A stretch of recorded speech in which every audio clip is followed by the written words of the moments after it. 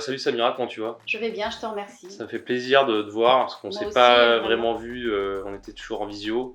Tout le plaisir est pour moi. Moi aussi, ça me fait très plaisir. Déjà, comment tu vas déjà aujourd'hui? Comment tu vas? Je vais bien, vraiment beaucoup mieux. Je vais beaucoup mieux que lorsque tu m'as Ouais, rencontré en février dernier, c'est ça à peu près? ouais, c'était ça. Voilà, C'était ça. donc je vais beaucoup mieux. Du coup, qu'est-ce qui se passe en fait depuis 3 mois? Du coup, depuis que tu as fini l'épopée introspective, qu'est-ce qui se passe dans ta vie aujourd'hui? Bah, depuis que j'ai fini, donc j'ai découvert ma voie. Donc Mhm. je suis allée vers la recherche de la formation. Donc j'ai trouvé ma formation qui est dans le métier de formateur pour adultes. Ok. Donc là, j'ai commencé depuis un mois. C'était un peu difficile au départ parce que voilà, j'ai eu quelques obstacles Mhm. administratifs, Ok.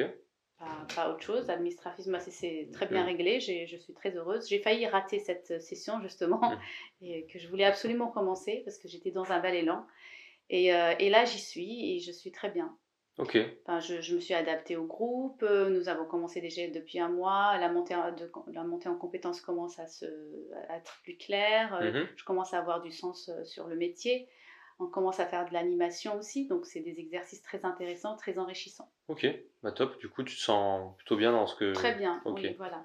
Peux-tu me raconter un peu ton parcours, tes difficultés, Waouh, bah ton oui. chemin de vie, parce que ça, t'as eu quand même un chemin de vie incroyable, et c'est intéressant en fait d'écouter ça. Comment t'as pu... Bah, j'ai un sacré parcours, pas facile du tout. Ouais. Je viens de loin, mais je me suis toujours battue, je me suis jamais laissée aller. Donc déjà, je suis venue en France à l'âge de 24 ans, donc je suis d'origine algérienne et donc Mhm. je suis venue suite à une situation particulière, Ouais. je suis venue en France, donc il fallait travailler tout de suite pour subvenir à mes besoins.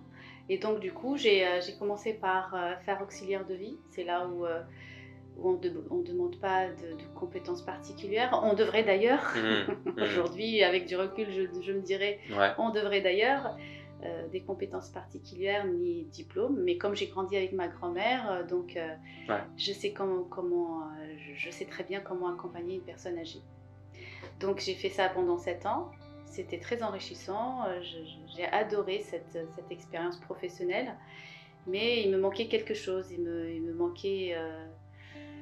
parfois je sentais que je stagnais, parfois j'étais aussi triste de la perte des personnes âgées Mhm. dont je m'en occupais. Donc je n'arrivais pas à faire le deuil rapidement.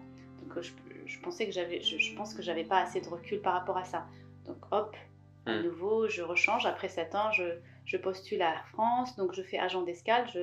Je me forme moi-même, 6 mois pour avoir la certification pour agent d'escale. Et je postule à Air France, donc je rentre à Air France pendant 5 ans. J'ai travaillé à l'aéroport de Orly. Mhm.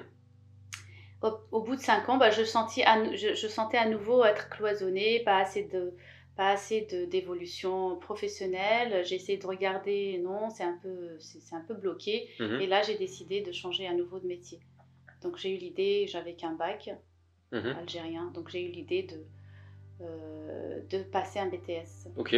Un BTS en un an en congé individuel de formation, qui Mhm. a été, qui a été payé par Air France en fait. Ok. Voilà, D'accord. dans le cadre du congé individuel de formation. J'étais censée revenir à mon poste, mais après le BTS que j'ai obtenu en un an, accéléré, Mhm. c'est très dur d'ailleurs. Ouais, Je j'imagine. me souviens que c'était très accéléré, c'est très dur, en alternance. Donc j'ai fait l'alternance à la banque et j'ai aimé l'expérience bancaire, j'ai aimé surtout la relation client Mhm.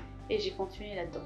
Ok. Donc jusqu'à 10 ans et plus même, enfin jusqu'à 2020. Et à partir de 2020, il y a eu le Covid et je sais pas, j'ai eu une remise en question totale. Voilà, m'a poussée à réfléchir à nouveau Mhm. à une reconversion professionnelle. Qu'est-ce qui t'a justement pas plu, enfin qui t'a fait quitter la banque justement? Quel aspect? Bon, je remets jamais en question ma passion avec la clientèle. Mhm. C'était nickel, ça s'est toujours bien passé. J'ai rencontré des personnes extraordinaires, mais j'ai rencontré aussi des personnes qui m'ont un peu mis les bâtons dans les roues, où l'environnement était un petit peu toxique. Ouais. Et j'ai manqué justement de cette personne qui croit en moi, qui me propulse, qui m'aide à réussir. Ouais. Sinon, j'aurais pu réussir parce que c'est le domaine de la banque, c'est très varié. Et ça peut convenir à quelqu'un qui s'ennuie un peu en poste. Ouais. Mais comme j'ai pas rencontré la bonne personne, et ben j'ai stagné. Je suis restée au même poste, j'ai pas eu d'augmentation professionnelle, d'augmentation salariale. J'ai stagné en gros, et en 2020, j'ai décidé de changer. Puis au fil des années et de l'expérience, on se rend compte aussi que le métier évolue, le métier dans lequel on travaille évolue. Moi, à un moment donné, j'avais sur certains produits, par exemple, j'avais du mal à proposer ça à un client quand c'est pas adapté, quand je vois que ça va le mettre en difficulté. Voilà, ça répondait pas tout à fait à mes valeurs. À un moment donné, il y avait cette question-là qui me bloquait aussi. Et donc, du coup, si tu avais continué dans cette voie-là, et tu t'étais pas, on va dire, introspecté tout ça, tu penses que elle serait où la Samira d'aujourd'hui? Bloquée, en train de se poser encore des questions, sans solution surtout. Frustrée aussi. J'aurais passé devant pas mal d'opportunités, des opportunités de changement. Le changement, c'est magnifique. C'est ce qui permet de découvrir de nouvelles choses. Voilà, donc j'aurais loupé des opportunités. Donc je suis très heureuse d'avoir fait ce pas. Il m'a été difficile. Ça a été très difficile de comprendre que je dois faire le deuil d'un métier, parce que quand même, la banque, je me suis attachée à mes clients, je me suis attachée à la banque pour laquelle je travaillais. Parce que vraiment, c'est quand même une partie de ta vie. Une partie de ma vie, et puis c'était ma deuxième famille. Donc j'ai eu du mal à faire le deuil, mais une fois que ce travail est fait, vraiment je suis heureuse d'avoir fait le pas vers l'avant. Et j'avais besoin d'être accompagnée. Parce qu'à un moment donné, je tournais en rond, je me posais les mêmes questions, je n'arrivais pas à faire le pas. C'est comme si je me disais, bah non, c'est là où il faut que tu restes, mais voilà, il manquait quelque chose. Du coup, à ce moment-là, on se rencontre. Moi, j'ai fait appel à quelques coachings sans connaître vraiment, sans référence en fait. J'ai cherché comme ça.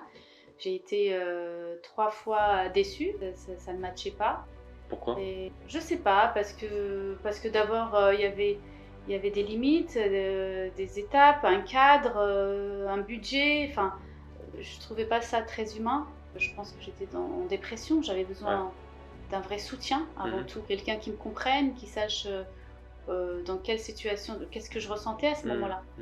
Donc, et ensuite j'ai écrit à un coach sur LinkedIn.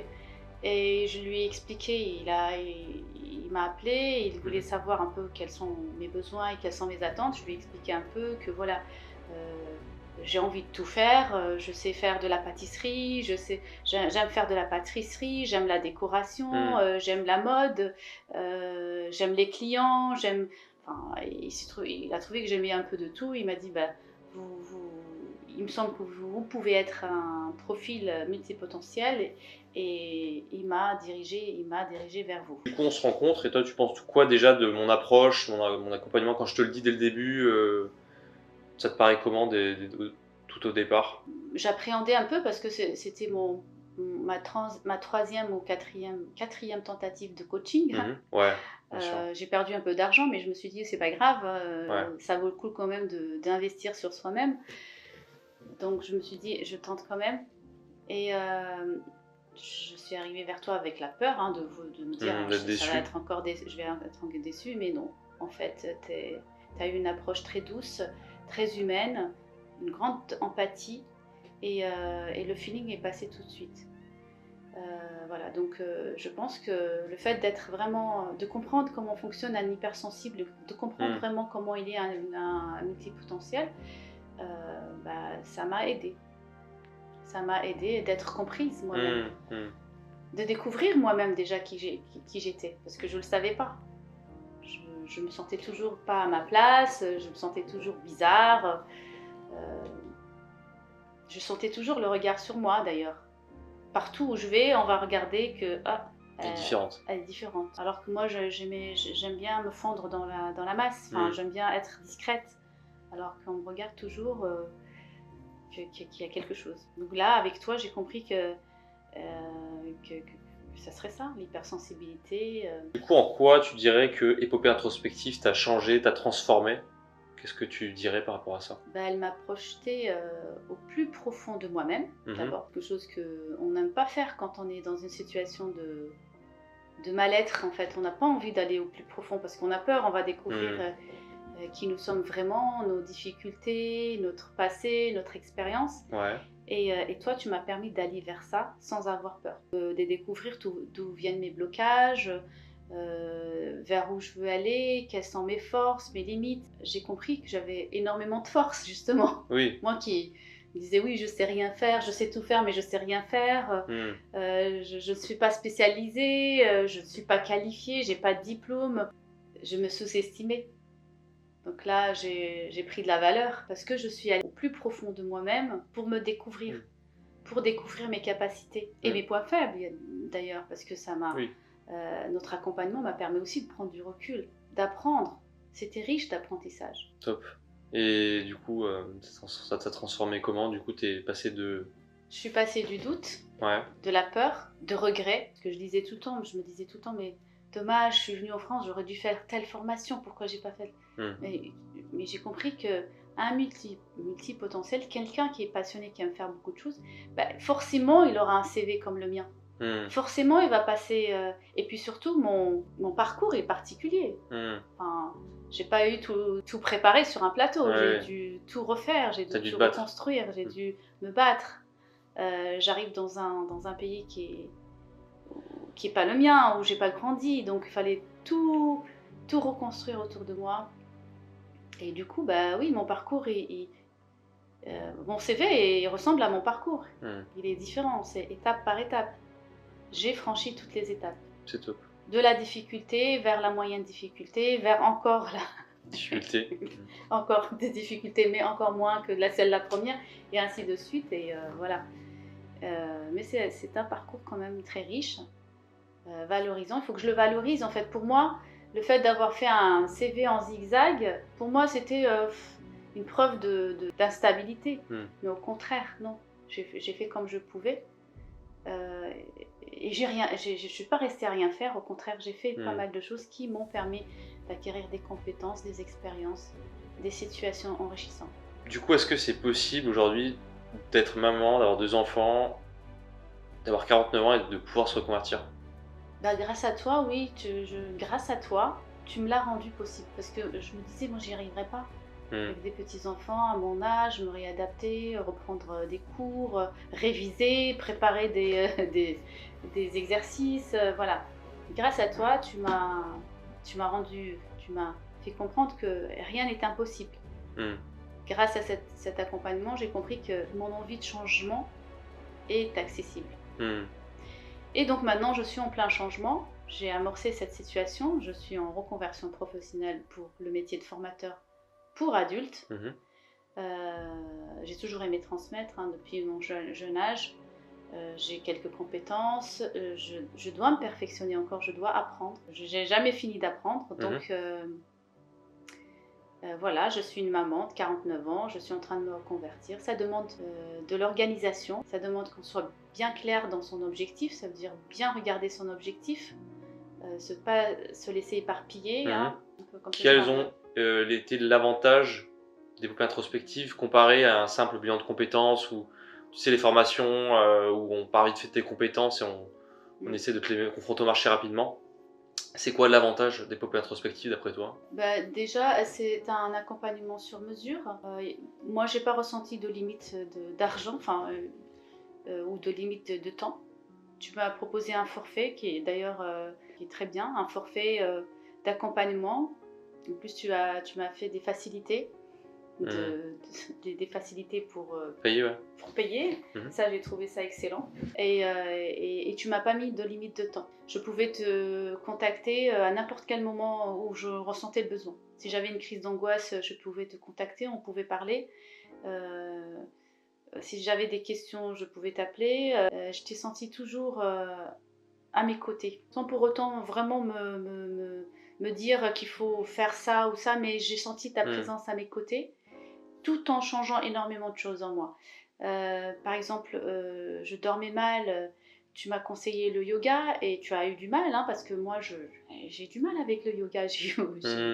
Et donc aujourd'hui je fais du yoga et j'adore, je peux plus m'en passer, je fais du sport, je fais d'autres sports à côté. Tu m'as permis vraiment de prendre du recul sur ma vie, mon hygiène de vie, mon entourage, mon environnement, mes fréquentations.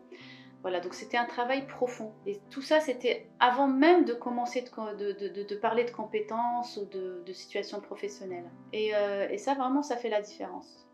Parce que sur un bilan de compétences, on parle tout de suite des compétences, des tests psychotechniques, etc., où on est fort ou on n'est pas fort. C'est très technique, en fait. Et puis après, on met ça sur une feuille et on vous donne les résultats. Et vous en faites quoi? Bah rien. J'en ai déjà passé un qui m'a coûté d'ailleurs plus cher que ton accompagnement, qui m'a servi à rien. Je l'ai passé en 2020. Donc vous voyez, de 2020, c'est que maintenant que je trouve ma voie. Si j'avais trouvé ma voie en 2020, je serais déjà dans mon métier et en train de m'épanouir et peut-être en train d'évoluer et faire autre chose.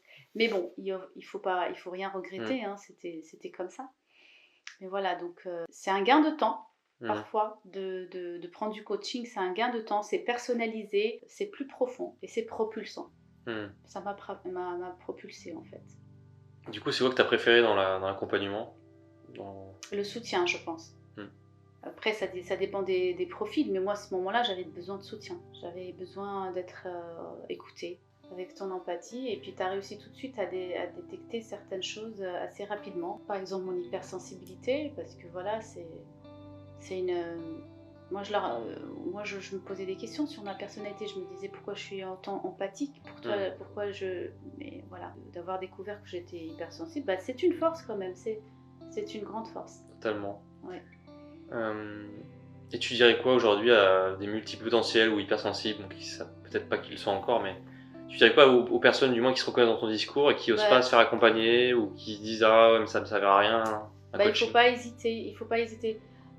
Il faut pas le faire uniquement dans le cadre de vouloir changer un métier. Ça se trouve juste de se réajuster, juste de se reconfirmer que ce qu'on fait est bon, ou de changer, ça dépend. C'est pas forcément allez je vais faire une reconversion, non.